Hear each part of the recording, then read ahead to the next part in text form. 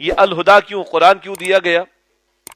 بس پڑھ لو پڑھا لو، تلاوت کر لی بس تقاضے پورے ہو گئے، ترجمہ پڑھ لیے تقاضے پورے ہو گئے، قرآن کے کورسز کر لیے تقاضے پورے ہو گئے، سند لے لی ہم نے قرآن کے کورس کی، تقاضے پورے ہو گئے، چھاپ دی ہم نے قرآن حکیم کو، تقاضے پورے ہو گئے، 8-10 سال ہم نے قرآن کا مطالعہ کر لیا، اس کے بعد فارغ؟ کیا رسول اللہ خالی قرآن پڑھانے کو آئے تھے؟ صرف تشریح بتانے کو آئے تھے بھئی یہ قرآن کی تشریح؟ وہ تو نافذ کرنے کے لیے آئے تھے اس کو۔ اور کیا کہہ رہے قرآن حکیم سورہ مائدہ میں؟ اللہ کے 3 فتاوا، اللہ کہہ رہے جو اللہ کے نازل کردہ کلام کے مطابق فیصلے نہیں کرتے وہی کافر ہے، وہی ظالم، وہی فاسق ہے۔ اس 5.5-6 فٹ کے وجود پر میرا اختیار، اللہ کا تقاضا میرے سامنے آ رہا ہے، میں عمل نہیں کر رہا، یہ فتوے میرے لیے، میرے گھر پر میرے اختیار ہے، گھر سے متعلق کچھ احکامات ہیں، میں عمل درآمد کر اور کرا سکتا ہوں، نہیں کرتا یہ میرے لیے۔ اور 22 کروڑ پر جن لوگوں کو حکمرانی ہے حاصل، ان کے پاس قوت نافذہ ہے، ان کے پاس اختیار ہے کہ وہ قصاص میں قاتل کو بھی قتل کریں، چور کی سزا، ڈاکو کی سزا نافذ کرے، زکات کی وصولی کا معاملہ، عشر کی وصولی کا معاملہ، اگر وہ نہیں کرتے تو یہ فتاوا ان کے لیے۔ پھر ہم نے کیا سمجھ رکھا ہے؟ قرآن بس چھپوا کر مسجدوں میں رکھوا دو ثواب کے لیے، بس کافی ہے؟ تقسیم کروا دو لوگوں کے اندر، کافی ہے کیا؟ قرآن کا ختم ہوا، مٹھائی تقسیم ہو گئی، بس چھٹی؟ نہیں، اللہ کہتے اس نے اپنے رسول کو اس لیے بھیجا ہے۔ قرآن کیوں دیا؟ اور وہ دین الحق، دین حق، دین اسلام کاہے کو دیا؟ بس یہ کہ جمعے کی 2 رکعت پڑھ لی ہمارا دین مکمل ہو گیا، 5 وقت نماز ادا کرنے کے بعد ہمارا دین مکمل ہو گیا؟ ہماری مارکیٹ میں دین نظر آ رہا ہے؟ ہماری معیشت میں دین نظر آ رہا ہے؟ ہماری سیاست میں دین نظر آ رہا ہے؟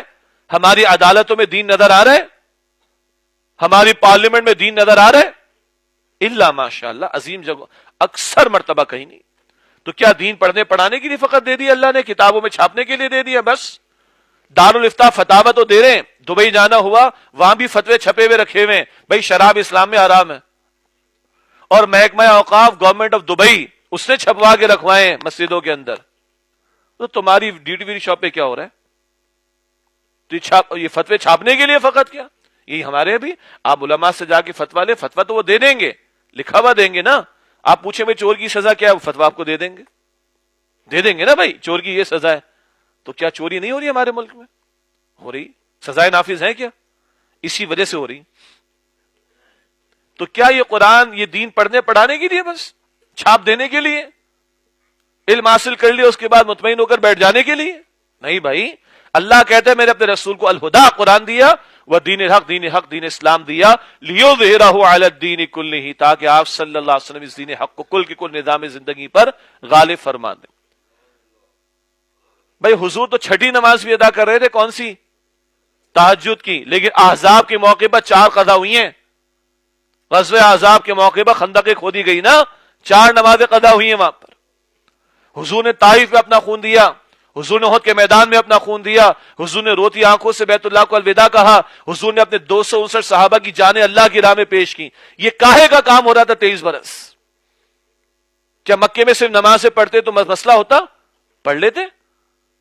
کاہے کو ہجرت کی اللہ کے رسول علیہ السلام؟ کاہے کو تلوار اٹھائی؟ کاہے کو باطل سے ٹکرایا اپنی جماعت کو؟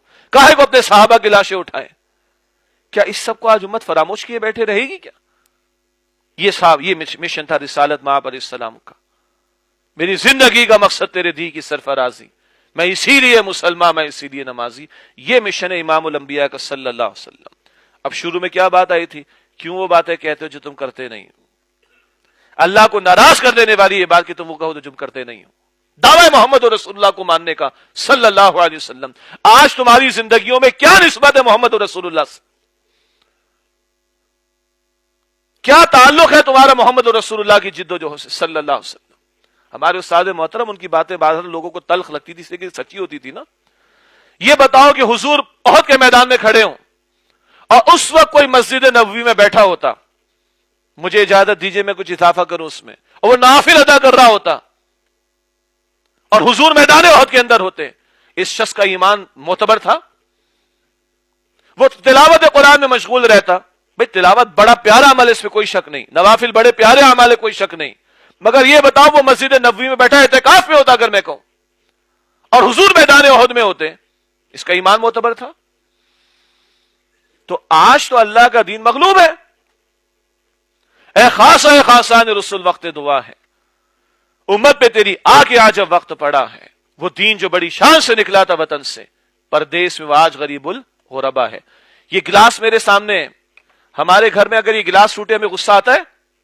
ہاں، لیکن یہ 150 روپے کا ہوگا۔ ہاں، اسمارٹ فون کی اسکرین میرا بیٹا توڑ دے مجھے غصہ زیادہ آتا ہے، اور اگر آئی فون کی توڑ دے تو پتہ ہے نا آئی فون کتنے کے آتے ہیں؟ آئی فون 10 تو شاید لاکھ سوا لاکھ کے آس پاس کہیں ہوگا، ایس پتہ نہیں کون سا، جو بھی ہے مجھے زیادہ نہیں پتا۔ آتا ہے غصہ؟ اللہ کی شریعت پامال ہے، ہمیں غصہ آ رہا ہے؟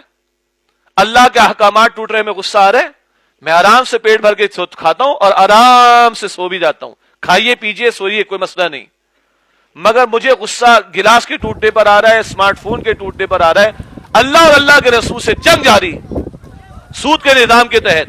کبھی چہرے کا رنگ بھی بدلتا ہے ہمارا، کہاں کہاں غصہ آ رہا ہے، مرچ نمک اوپر ہو گیا، گھر والی نے کر دیا تو غصہ آ رہا ہے، اور اللہ کے احکامات گھر میں توڑے جا رہے ہیں، محال میں توڑے جا رہے ہیں، معاشرے میں توڑے جا رہے ہیں۔ کوئی تکلیف ہو رہی تو پھر ہم اپنا جائزہ لیں، لما تقولون ما لا تفعلون۔ خليل بالقرآن